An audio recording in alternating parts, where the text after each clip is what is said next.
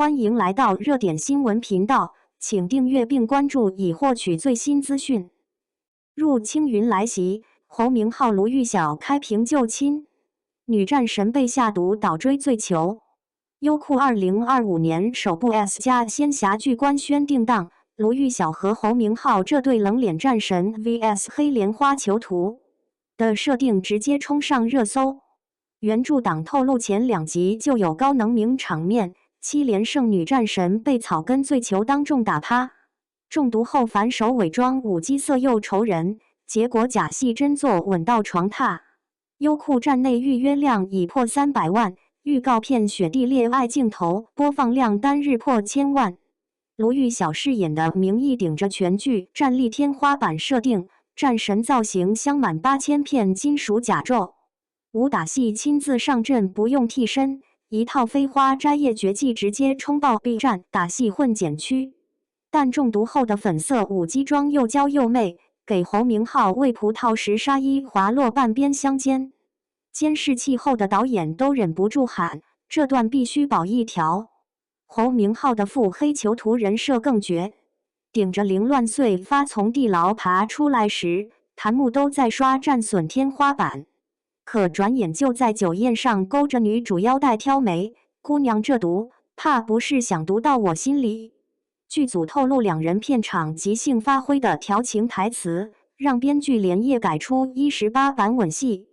优酷最新发布的恋爱特辑里，侯明昊扯开卢玉晓衣襟咬锁骨的动作，被扒出和原著描写分毫不差，书粉狂喜，这性张力是能播的吗？别被甜虐交织的感情线骗了。入青云埋着惊天权谋线，明义中毒背后牵扯出何须6境的阶级黑幕，青云大会连胜7年的战神，不过是高层操纵的棋子。而侯明昊饰演的纪博仔看似浪荡，实则在下一盘复仇大棋。2人互相扒马甲的修罗场信息量爆炸，卢玉晓夜探密室找到的毒药配方，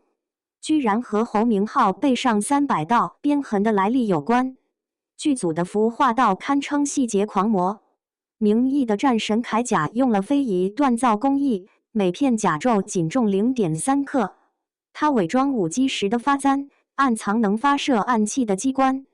侯明昊那套出圈的暗红锦袍，袖口刺绣其实是加密的何须舆图，追剧时暂停放大能看到6大境域的兵力布防。更绝的是打戏创新，武术指导把敦煌壁画里的反弹琵琶改成杀招，卢玉晓旋转劈剑时，发带割破侯明昊衣襟的镜头是真刀实拍。2人在悬崖边的生死对决戏，吊着威亚连续翻滚11次，导演用一镜到底呈现，场外围观群众都看呆了。OST 阵容悄悄露了玄机，有人发现录音室路透里出现了周深和单依纯，疑似要合唱主题曲《剑折柔》。原著中最催泪的断剑赠余生桥段，可能会在剧中被做成双声道彩蛋。戴耳机看剧时，左右耳分别播放2人视角的内心独白。现在压力给到优酷排播部，隔壁陶厂刚官宣狐妖小红娘加更。入青云官博立马放出连播10天的追剧日历，40集根本不够看。已知明义至少换了7套战损装，